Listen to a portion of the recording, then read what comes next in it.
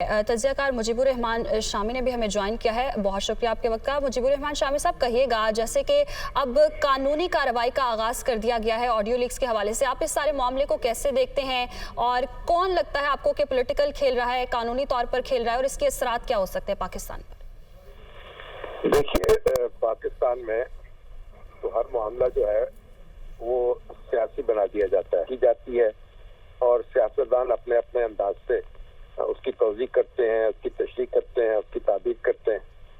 माजी में भी हम देख चुके हैं कि कानूनी मामलात को सियासी बना दिया गया और सियासी मामलात को कानूनी बना दिया गया। तो पाकिस्तान की तारीख इस हवाले से काफ़ी मुतनाज़ा है, लेकिन बहरहाल जो फैसला किया गया है कि कार्रवाई कानूनी होगी और तहकीकात होंगी, तो देखते हैं कानूनी कार्रवाई किस तरह होती है, FIA की टीम कैसे तश्कील दी जाती है, उसमें कौन कौन लोग शामिल होते हैं और वो किस तरह आगे बढ़ती है। पूरी ये कार्रवाई आगे बढ़ेगी तभी हमें मालूम हो सकेगा कि इससे क्या नतीजा निकल रहा है और इससे बिल आखिर क्या करना मकसूद है। और शामी साहब, आर्टिकल 6 की भी बातें हो रही हैं, ये किस तरफ जाते हुई सूरत हाल आपको नजर आती है? देखिए, आर्टिकल 6 जो है वो हमारे दस्तूर में तो लिख दिया गया है, लेकिन और हम उसकी दुहाई भी बहुत देते रहते हैं, लेकिन उसके तहत कार्रवाई भी कोई आसान नहीं है। उसका भी बड़ा एक तवील मामला है और जहाँ भी कार्रवाई हुई है उसका कोई नतीजा अभी तक बरामद नहीं हुआ। अब देखें, परवेज मुशर्रफ साहब के खिलाफ कार्रवाई हुई, उसका क्या नतीजा निकला?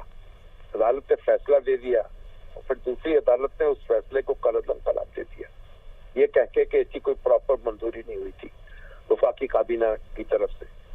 तो ये सारे उलझाव हमारी तारीख में मौजूद हैं और अब जो आर्टिकल 6 के तहत कार्रवाई करनी है या ताज़ीरात पाकिस्तान के तहत करनी है और किस जुर्म में करनी है और तहकीकात का नतीजा क्या होगा, इसमें जो कुछ भी हो, जब ये प्रोसीड करेंगे उसके बाद हमें मालूम हो सकेगा।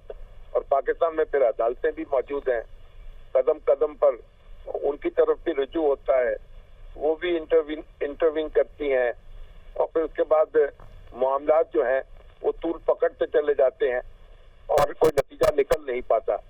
फिलहाल अब लेकिन इस वक्त जो काम हुकूमत ने किया है, कानूनी तौर पर तो आप उस पर एतराज नहीं कर सकते, लेकिन देखते हैं कि अब इससे क्या पेशरफ्त होती है, किस तरह होती है और क्यों कर होती है।